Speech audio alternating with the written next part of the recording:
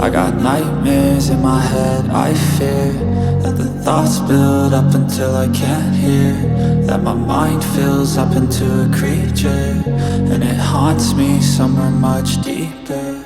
I've been feeling weird, I can't seem to focus good enough. Nothing's really clear, sometimes it could be a little tough. I just need to feel like the end's in sight for me, but let's be really real, anxiety can foggy all this stuff. I've been feeling weird, I can't seem to focus good enough. Nothing's really clear, sometimes it could be a little tough. I just need to feel like the end's in sight for me, but let's be really real, anxiety can foggy all this stuff. What's up, guys? Welcome back to the channel. Now we're going to go over a couple things for this upcoming week. We're going to go over levels, especially levels on the Mega 7 and a lot of your indexes too. And by the way, we do have a Discord. If you guys want to come in, guys, we have a really good community. Everyone really thinks the same and it's absolutely free. But if you want to come talk to me, it's a little bit different. But if you do want to come talk to me, the link is in the description at the bottom of this video. Just click it, or it's in the comments. I'll just pin it in every video, really. But so we've had this rally, Santa rally, which is insane. We pushed, $200 in the triple Qs within a week. No, we didn't really get much. It was actually kind of really slow. Now, we did get kind of a push on the last 2 days. We did have a little bit of a push, but I want you to pay attention to this chart right here. We had a push to the bottom of this support right here on the S&P 500, and then also on the NAS, it is making a lower high, and then also on the NAS, regular NAS, it is still making a lower high. Also, you can see it right here. Sorry, I didn't have it up. And then also on the triple Qs, we are doing another lower high. Now, here's the thing. What a lot of people don't understand is, yes, the S&P 500 is still number one because it does have a lot of the Mega 7 in it. So you really need to base this rejection off of the S&P 500. Yes, it looks great on the triple Q chart and everything else. But if you do get a rejection off of this old support, which I call it every single time, I don't get why a lot of people don't pick up on it. But I was calling right here for a rejection. We got it. And then we just kept on going. And then we came back right back up. And then we're looking for another rejection right here. But one thing I do want to point out before we start this video, which I think honestly every trader should keep an eye on. If you don't understand, every index, every Mega 7 move together. No stock moves by itself. If you don't understand what I talk about all the time, it's mostly just market cap. Market cap is a percentage to each index in a market, in a weight, an equal weight. Well, not equal, but in a weight. I'll show you in a second. I actually went over it with one of the new members in the Discord. He didn't know that all the stocks move together. I told you, hey, look at this chart right here. This chart right here explains it. NVDA is around 9%. Apple is around 7.9%. And then you got Amazon, Tesla, Meta, Google C, Broadcom, just basic, the top 10 holdings. That is 49% of the market right there. So whatever your charts are going to do, it's really going to be based off of these charts. That's why we go over it every single video so you can see what's going on in the market. Because if you don't, guys, you're really not trading. You can't just sit on one index. Those YouTubers that just sit on one index and tell you what's going to happen, you can't really do that. You really need to look at the backbone of this. So the S&P 500 is screened for a rejection right here. One thing I do want to point out about the S&P 500 though is look how it's making a higher high. All-time highs, we're getting all-time highs, we're going higher in the market. That's not how it works. You really need to look in the backbone of the Mega 7. But on here, the S&P 500 is at a rejection zone. But let's look back at the charts, right? Now, let's just back it up because I know there's a couple new viewers probably in this video and they probably don't understand the moving averages. If you are new to this video, it takes 30 seconds to learn. I get it. If you don't know this, it's just, I kind of have to go over this because there is new viewers every video. But, oh, and by the way, thanks for the, the likes and everything on the video. That helps out a ton. 53% gain on this channel in a 1 month sub, it's crazy. I don't even know how to explain it, honestly. But let's just go right here really quick. Now, the 10 moving average can tell you the direction of what it's about to happen to the stock. That's mostly just how it works. When the 10 gets below the 20 moving average, that means the bears are taking control. Now, the bigger the gap gets, the more of the bears are piling in. Now, when the 20 moving average is above the 10 moving average, bears are in control. Now, on a bull stance, when the 10 is above the 20 moving average, the bulls are in control. Sorry, I meant the bears right here. The bears are in control when the 10 is under the 20. The bulls are in control when the 10 is over the 20. Now, but let's look at Apple, right? Because Apple, did I take that off? Let's go to Apple. Because Apple is around this right here in the triple Qs, around 5%. So I think it went down, honestly. No? I think I need to update it. But either way, Apple's really huge still. But as you can see, Apple and the bears are taking control right here. But how do you know if it's going to break the top, right? Because a lot of YouTubers don't use moving averages. Moving averages will come as your supports and your resistances on a lot of things. And I'm not kidding. It is probably one of the cleanest ways you can trade, and honestly, one of the most simple ways to trade. Let's pull this up really quick. So let's actually talk about this spot right here because I think it was super important. Apple was about to break its channel last week, or the support last week, around the 50 moving average. So here's the thing. NVDA really caught it. That's where NVDA came in the picture right here around the, Thursday on the 18th. It kind of made a push and it bounced. That's because NVDA made a push, so Apple went up to its 10 moving average. If you don't understand this as a trader, when you're in a bear trend, you reject a lot either off the 10 or the 20 moving average right here. See how the bears were taking control? Rejection off the 10, rejection off the 20. We had a rejection right here off the 10.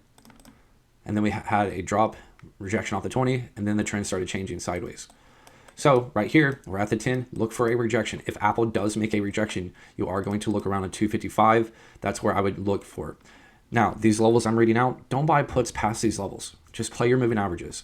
So if Apple makes a rejection, you need to look at Tesla because Tesla did have a rejection and was breaking its 10 moving average. If you want to play a short-term put or anything like that, not financial advice, definitely pay attention to the 20 moving average around 460. If you want to go a little bit longer, look at around 443. And then also on AVGO, it is hitting its 10 moving average. I do see it breaking that 100 moving average if NVDA does reject. So you can kind of go far around 285, but you're really going to need 55 in the triple Q. So I wouldn't really play that kind of far. I would probably aim for like 315 if you're going to do anything, just like a lower high, something like this on AVGO. Also on Google. Google is at its 20 moving average, a high rejection zone. If you're going to look for your first support, I would definitely pay attention to around 293. That's where I would look for the first support. Now, if the triple Qs does make a push to 555, you will start looking around 266. I wouldn't play 266 yet, honestly. You could play like 280 or something like that. And then also on Meta, I would also look for just a lower high. Not saying like go down to support. And why did I delete that name? That was just a reaction.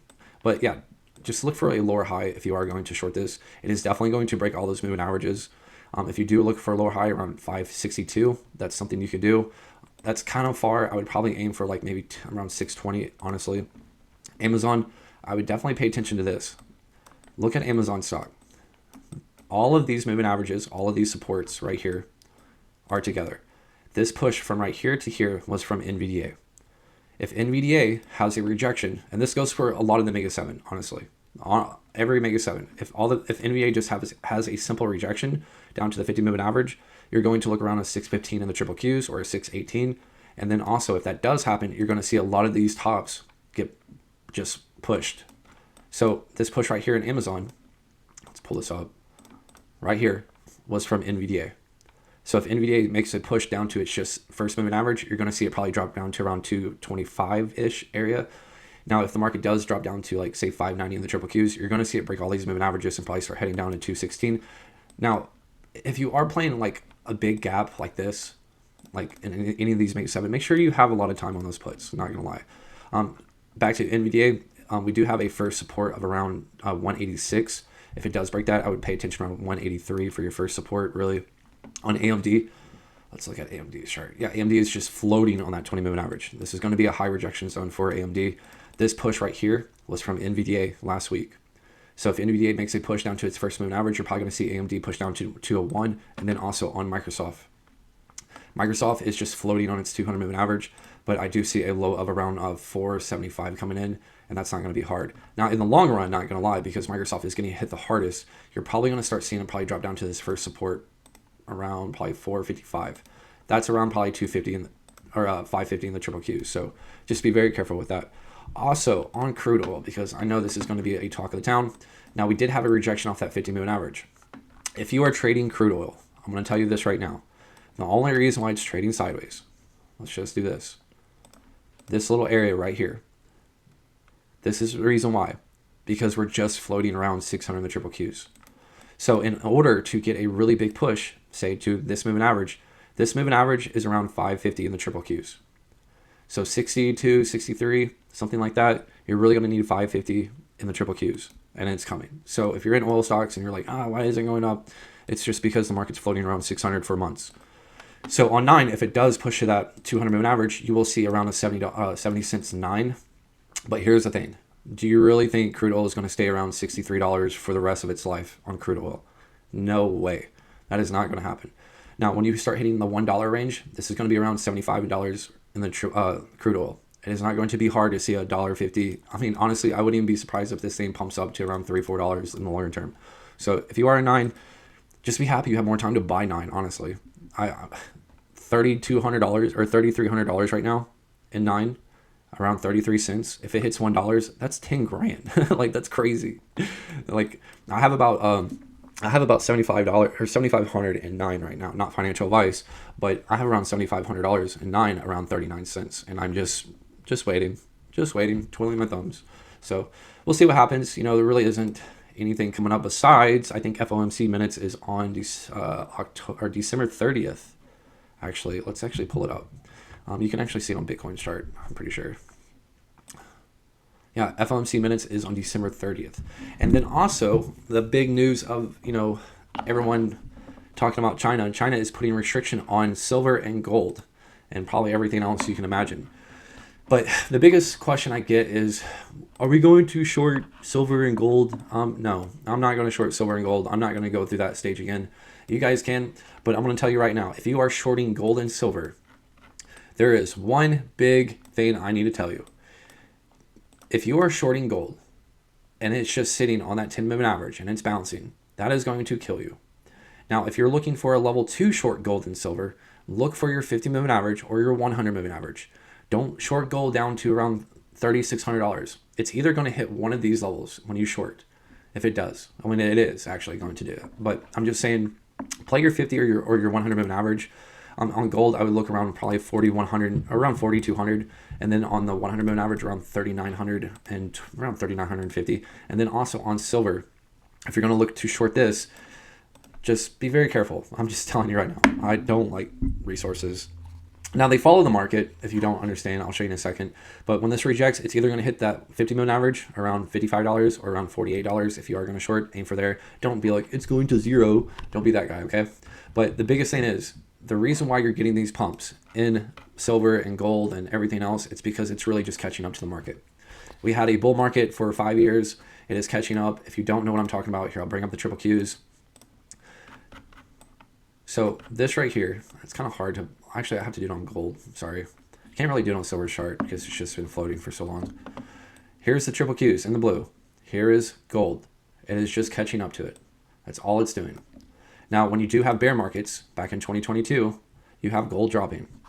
Now, the biggest thing I'm going to warn you about is you're really not going to see any of these tops break in these resources until you start to see a lot of the Mega 7 reject to 550. Or if the indexes drop down to their supports. And what do I mean by that? We're still in the 2023 bull channel in the triple Qs. So in order to get a really big drop in gold or silver, you're really going to need it to hit the support of this old bull channel. So around 555, something like that. So just warning you, until you start to see a lot of the Mega 7 break their moving averages and start heading down to 557, down to that 200 moving average, you're probably not going to see a lot of drop in these resources. So be very careful if you're trying to short them. And I know, I've learned from experience. I've learned my lesson from losing $40,000, $50,000 and trying to short resources throughout 17 years of trading. And that's what I've learned. You really need to wait for the market to have a rejection. Just letting you know, not financial advice.